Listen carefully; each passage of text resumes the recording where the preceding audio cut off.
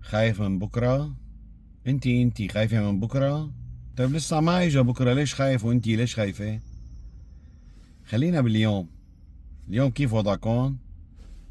كله تمام؟ يا سلام. معناتها نحنا ما في داعي نفكر ببكرة لأنه لسه ما اجا بكرة.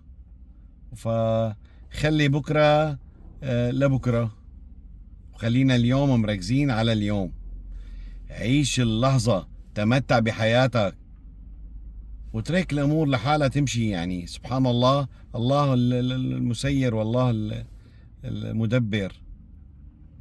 خلي ثقتك قوية بالله سبحانه وتعالى، وانتي خلي ثقتك قوية بالله. وبعرف انه انتي ثقتك قوية بالله.